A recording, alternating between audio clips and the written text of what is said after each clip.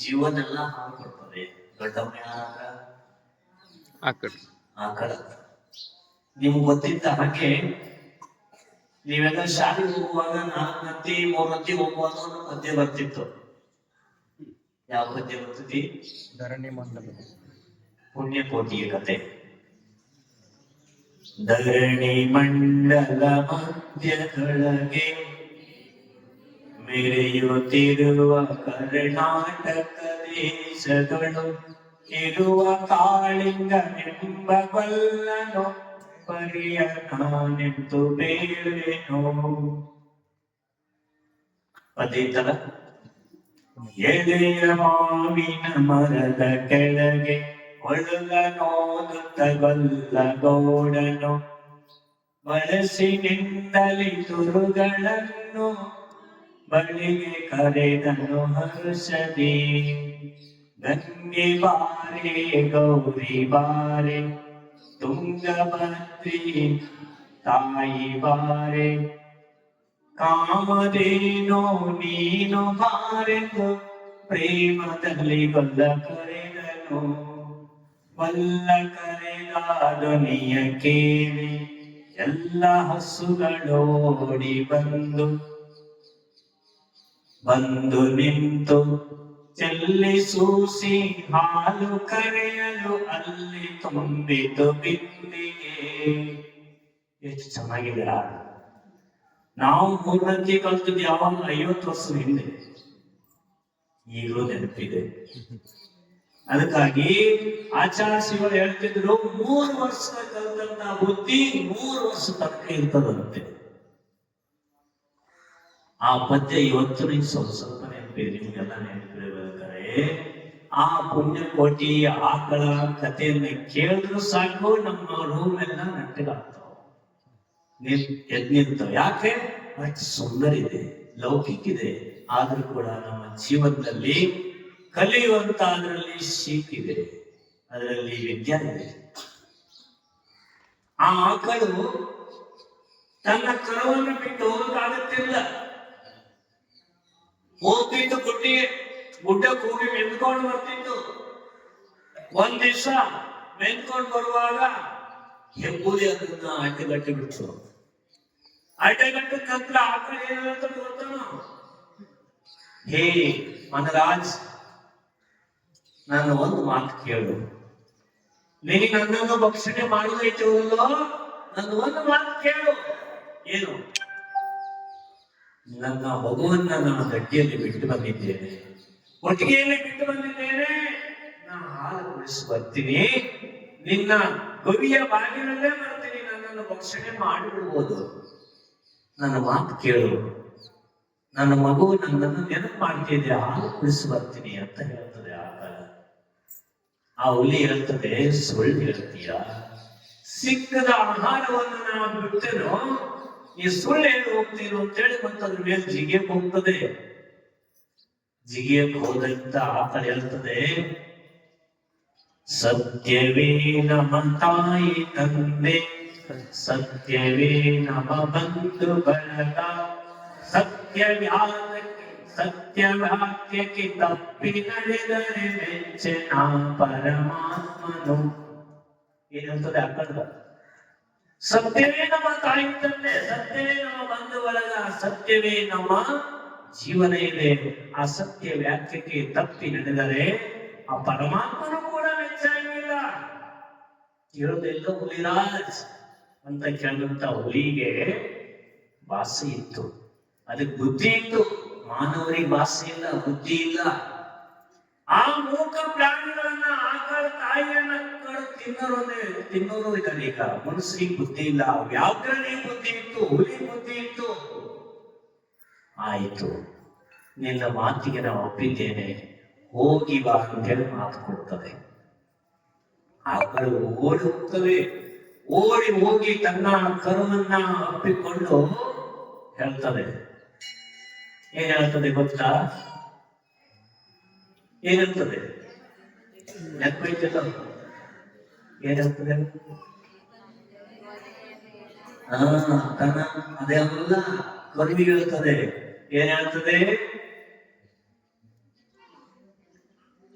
ಕರು ಹೇಳ್ತದೆ, ನಾನು ನಿನ್ನ ತಾಯಿ ಇದ್ದೀನಿ, ನಿನ್ನ ಮಗು ಇದೆ, ಕರೆ ಇಬ್ಬರ ಆರುಣ ತೀರಿತೆಂದು ನಂಬಿಕೊಂಡಿತು ಕನ್ನನು. ನನ್ನ ನಿನ್ನ ಋಣ ತೀರಿದೆ, ನಾನು ಹುಲಿಯ ಬಾಯಲ್ಲಿ ಹೋಗಲಿದ್ದೇನೆ. ಕರು ಹೇಳ್ತದೆ, ಅಮ್ಮ ಯಾಕೆ ಹೋಗ್ತೀಯ ನನ್ನನ್ನು ಬಿಟ್ಟು? ನನ್ನನ್ನು ತಬ್ಬಲಿ ಮಾಡಿ ಯಾಕೆ ಹೋಗ್ತೇ ನೀನು? ನಾನು ಯಾರ ಬಳಿ ಮುಳುಗಲಿ, ಯಾರ ಮನೆಯನ್ನು ಕುಡಿಯಲಿ, ಯಾರ ಸೇರಿ ಬದುಕಲಿ? ನಾನು ಯಾರು, ನೀನ್ ಯಾಕೆ ಹೋಗ್ತೀನಿ ಸಾಯ್ಲಿಕ್ಕೆ ಅಂತ ಕೇಳ್ತದೆ ಮಗು. ಅವಾಗೆಲ್ಲ ಆ ಕಡೆ ಹೇಳ್ತದೆ ಆಕಳು, ಅಕ್ಕಗಳಿರ ಅಮ್ಮಗಳಿರ ನನ್ನ ಒಡ ಹುಟ್ಟಕ್ಕಗಳಿರ ಕಂದ ನಿಮ್ಮವನೆಂದು ಕಾಣಿರಿ ತಪ್ಪಿಕೊಂಡಿತು ಕಂದನ. ಆ ಆಕಳು ಹೇಳ್ತದೆ, ನಿನ್ನ ಮಗನಂತೆ ನೋಡ್ಕೊಳ್ಳಿ,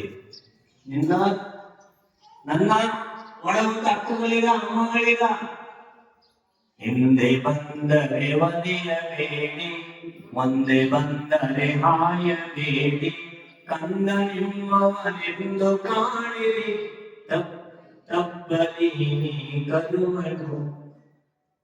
ಹಿಂದೆ ಬಂದ್ರೆ ಹೊಡಿಬೇಡಿ, ಮುಂದೆ ಬಂದ್ರೆ ಹಾಯಬೇಡಿ, ನಿಮ್ಮ ಕಂದವನಿಗೆ ನೋಡಿಕೊಳ್ಳಿರಿ, ನಾನು ಹೊರಟೆ. ಅಮ್ಮ ನೀನು ಸಾಯಲೇಕೆ, ನನ್ನ ತಪ್ಪಲಿ ಮಾಡಲೇಕೆ, ಸುಮ್ಮನೆ ಎದುಗಿಲಿ ಇರು ಎನ್ನುತ್ತ ಕರು ಅಮ್ಮನ ಸೇರಿತು. ನೀ ಯಾಕೆ ಸಾಯಕ್ಕೆ ಹೋಗ್ತೀನಿ, ನನ್ನೇ ತಪ್ಪಲು ಮಾಡ್ತೀನಿ, ಸುಮ್ಮನೆ ಇದ್ಬಿಡು, ಸಾಯಕ್ಕೆ ಹೋಗ್ತೀನಿ ನೀನು, ಇಲ್ಲೇ ಇದ್ಬಿಡು, ಏನು ಮಾಡೋದಿಲ್ಲ ಅಂತ ಕೇಳ್ತದೆ. ಅವ ಹೇಳ್ತದೆ, ಒಟ್ಟ ಮಾತೆಗೆ ತಪ್ಪಲಾರೆನು, ಕೆಟ್ಟ ಯೋಚನೆ ಮಾಡಲಾರೆನು, ನಿಶ್ಚಯಿಂದಲೇ ಕೋಪೆನಲ್ಲಿಗೆ ಕಷ್ಟ ಕಡೆಯುವುದು ಖಂಡಿತ. ಹೇಳ್ತದೆ ಆಕಳ, ಕೊಟ್ಟ ಮಾತಿಗೆ ತಪ್ಪಿ ನಡೆದರೆ ಕೊಟ್ಟ ಮಾತಿಗೆ ತಪ್ಪಾಗಿಲ್ಲ, ನಾನು ಕೆಟ್ಟ ಯೋಚನೆ ಮಾಡಂಗಿಲ್ಲ, ನಾ ಸಾಯೋದಿಲ್ಲ, ಕರೆ ನನ್ನ ಮಾತು ತಪ್ಪಾರ್ದು ಮಗು, ನಾನು ಹೋಗಿ ತಿಂತೇನೆ ನನಗೆ ಅಂತೇಳಿ ಕಂದನನ್ನ ಬಿಟ್ಟು ಹೋಗ್ತದೆ ಆಕಳ. ಇಷ್ಟು ಬುದ್ಧಿ ಇರ್ತದೆ ಆಕಳಿ, ನಾ ಸತ್ರೋದಿಲ್ಲ, ನನ್ನ ಮಾತು ತಪ್ಪಬಾರದು ಅಂತ. ನಾವೇನ್ ಹೇಳಿದ್ವಿ, ಮಹಾವೀರ ಭಗವಾನ್ ನೀವೇನ್ ಹೇಳಿದ್ರಿ, ಆ ಮಾತಿನ ತಪ್ಪಾಗಿಲ್ಲ, ಜೀವೋ ಜೀವಿದೋ ಅಂತ ಜಯಕಾರ ಹಾಕ್ತೀವಿ.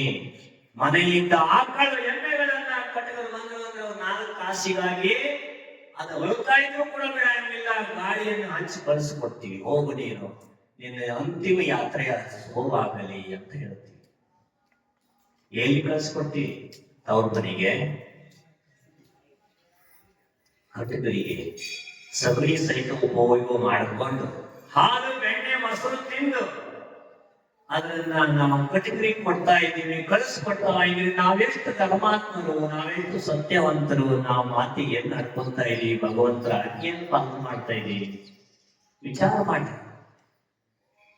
ಆ ವ್ಯಾಕರಣಿ ಬುದ್ಧಿ ಇಟ್ಟು ಅದು ಆಕಳು ಅದನ್ನ ನಿಂತೇ ಬಿಟ್ಟು ಓಡಿ ಹೋಗಿ ಗವಿಯ ಬಾಗಿಲಲ್ಲಿ ನಿಂತು ಬಿಟ್ಟದ. ಅದಕ್ಕೆ ಖುಷಿ ಆಯ್ತು, ಓ ನನ್ನ ಮಾತಿ ಸರಿಯಾಗಿ ಬಂತಲ್ಲ, ಇದು ನಾ ಇನ್ನು ತಿನ್ನಬೇಕಂತ ಹೊರಗೆ ಬಂದು ನೋಡ್ತದೆ, ಆಕಳು ಧೈರ್ಯದಿಂದ ನಿಂತಿದೆ. ಹುಲಿ ಬಂದು ನೋಡಿದ ತಕ್ಷಣನೇ, ಓಹೋ ಮಾತಿಗೆ ಸರಿಯಾಗಿ ಬರ್ತದ, ಇದು ಸಾಮಾನ್ಯ ಆತ್ಮ ಅಲ್ಲ, ಇದು ಒಂದು ಸಾಧ್ವಿ ಇದ್ದ ಹಾಗೆ, ಇದನ್ನ ಕೊಂದು ತಿಂದು ನಾ ಏನು ಪಡೆವೇನು? ಇಂಥ ಸತ್ಯವಂತರನ್ನ ಕೊಂದು ನಾ ಯಾರು ಎಲ್ಲೂ ಹೋಗಿ ಕೂಡ ನಾನು ಪುಣ್ಯವನ್ನು ಪಡ್ಲಿಕ್ಕೆ ಸಾಧ್ಯವೇ ಇಲ್ಲ ಅಂತ ವಿಚಾರ ಮಾಡ್ತು ಹುಲಿ. ಸಿಂಹ, ಅಮ್ಮ ನನ್ನ ಒಳಗುಂಟ ಅಕ್ಕ ನಿನ್ನ ಕೊಂದು ತಿಂದು ನಾ ಏನು ಪಡೆವೇನು ಎನ್ನುತ್ತಾ ಹುಲಿ ಹಾರಿ ನಿಗದು ತನ್ನ ಪ್ರಾಣವನ್ನೇ ಬಿಟ್ಟಿತು ಅಂತ ಹೇಳ್ತಾರೆ. ಅಂತ ಸತ್ಯವಂತರನ್ನ ಯಾರಿಗೂ ಹೊಡಿಲಿಕ್ಕೆ ಮನಸ್ಸಾಗಂಗಿಲ್ಲ. ಆಕಳು ಅಂದರೆ ಭಾರತದ ಲಕ್ಷ್ಮಿ. ಗೃಹ ಪ್ರವೇಶ ಮಾಡುವಾಗ ಆಕಳನ್ನ ಮೊದಲು ಪ್ರವೇಶ ಮಾಡ್ತಾರೆ. ಯಾಕೆ? ಲಕ್ಷ್ಮಿ ಇದ್ದಾಗೆ. MP ಮಧ್ಯಪ್ರದೇಶದಲ್ಲಿ ಆಕಳನ್ನ ಪೂಜೆ ಮಾಡ್ತಾರೆ. ಹಿಂದೂ ಧರ್ಮದಲ್ಲಿ ಆಕಳ ಮೈಯಲ್ಲಿ 36 ಕರೋಡು ದೇವತೆಗಳು ಇರ್ತಾರಂತ ಪೂಜೆ ಮಾಡ್ತಾರೆ ಹಿಂದೂ ಧರ್ಮದಲ್ಲಿ. ಆದ್ರೆ ನಾವು ಅದನ್ನ ಲಕ್ಷ್ಮಿಯನ್ನ ಕಟಕರಿ ಕೊಡ್ತಾ ಇದೀವಿ. ಲಕ್ಷ್ಮಿಯನ್ನ ಅದನ್ನ ನಮ್ಮನೆಗೆ ಬರಬೇಡ ಅಂತ ಹೊರಗೆ ಹಾಕ್ತಾ ಇದೀವಿ. ನೀವೇನು ಸುಖಿ ಆಗುವರು, ನೀವೆಲ್ಲಿ ಶ್ರೀಮಂತರಾಗುವರು, ನೀವೆಲ್ಲಿ ವೈಭವಶಾಲಿಗಳಾಗುವರು. ಲೆಕ್ಕ ಹಾಕಿ. ಯಾವಾಗಲೂ ಪ್ರಾಣಿಗಳನ್ನ ಅಂತ ದುರಾಚಾರವನ್ನ ಯಾವ್ದ್ರ ಮೇಲೆ ಯಾವಾಗಲೂ ಮಾಡಬಾರ್ದು. ಅಂದ್ರೆ ನಮ್ಮ ಆತ್ಮ ಕಲ್ಯಾಣ ಆಗಂಗಿಲ್ಲ ಮಾಡಿದ್ರೆ. ಅದ್ರ ಮೇಲೆ ಕರುಣಾ ತೋರ್ಸಕ್ಕಾಗಿಲ್ಲ, ರಕ್ಷಣೆ ಮಾಡಕ್ಕಾಗಿಲ್ಲ.